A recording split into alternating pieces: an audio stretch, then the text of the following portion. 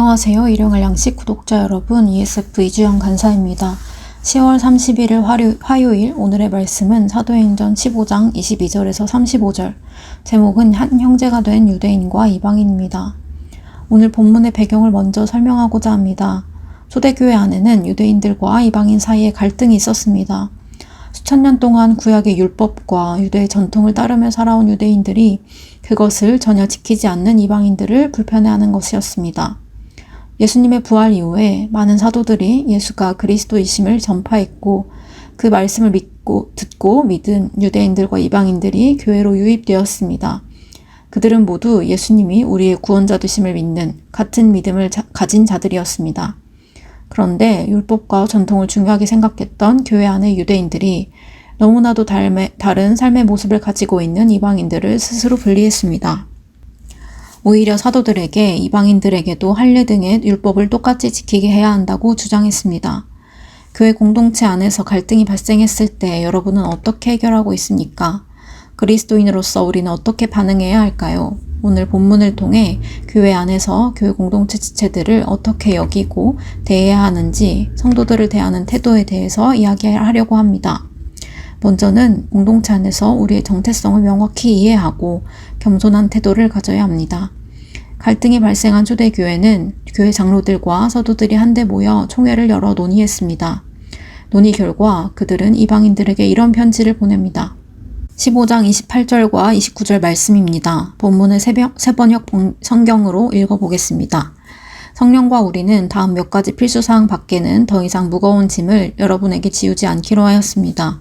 여러분은 우상에게 바친 제물과 피와 목매어 죽인 것과 음행을 멀리하여야 합니다. 여러분이 이런 것을 삼가면 여러분은 잘 행동한다고 할 수 있습니다. 편지에서 말하는 것처럼 그리스도인은 많은 짊어지지 않아도 됩니다. 우리가 구원받은 것은 율법의 행위가 아닌 그저 하나님의 은혜로 된 것임을 기억해야 합니다. 그저 하나님께서 죄인된 우리를 불쌍히 여기셔서 그의 아들을 죽게 하셨습니다. 우리는 아무런 대가를 치르지 않고 구원을 받은 사람들입니다. 그것이 우리의 정체성입니다. 그런 우리는 날마다 하나님께 감사하며 죄에서 해방된 자유함을 누리며 살아가야 합니다. 교회 공동체 안에 있는 다른 사람들을 볼 때에도 마찬가지입니다.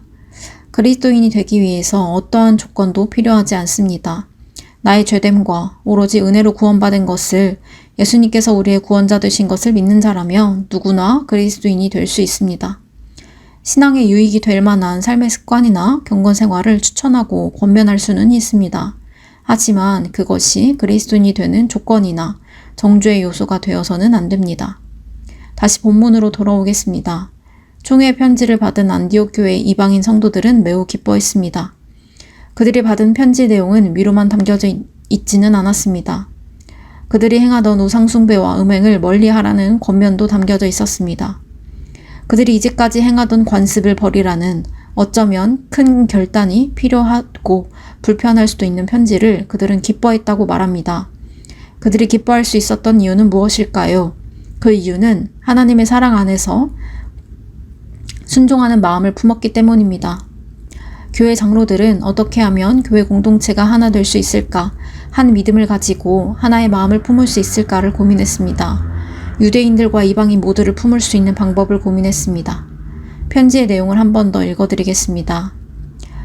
성령과 우리는 다음 몇 가지 필수사항 밖에는 더 이상 무거운 짐을 여러분에게 지우지 않기로 했습니다.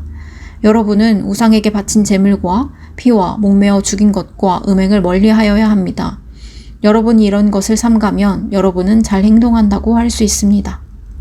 유대인들과 이방인들 모두를 진심으로 사랑하는 마음으로 고민했던 사도들과 교회 장로들은 이방인들을 향한 유대인들의 비인격적인 율법 강요를 금지하고 그들의 상처 입은 마음을 진심으로 위로했습니다.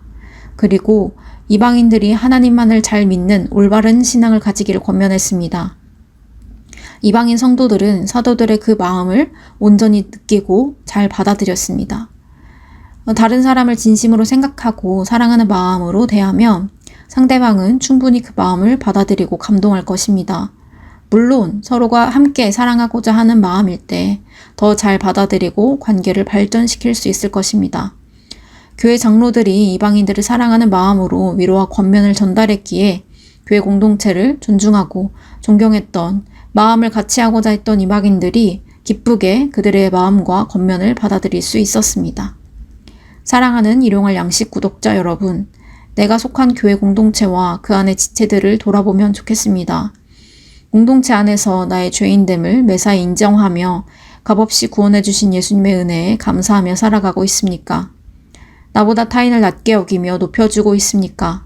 나를 대가 없이 용서해 주신 하나님의 은혜에 감사하며 이웃들에게도 낮은 마음을 품고 살아가는 여러분이 되시기를 바랍니다. 더 나아가 공동체 지체들을 사랑하기에 힘쓰고 그들의 말을 기쁘게 순종한 여러분이 되시기를 바랍니다. 내가 듣기 불편한 말일지라도 비방을 하기 위한 정죄가 아니라 나를 위한 진심이 느껴진다면 감사한 마음을 가지고 그 말을 따라보시기를 바랍니다. 오늘 말씀을 묵상하며 혹시 생각난 공동체 지체가 있다면 안부 연락을 한번 해보는 건 어떨까요? 오늘 하루 하나님의 사랑과 이웃에 대한 사랑이 풍성해지는 날이 되기를 소망합니다.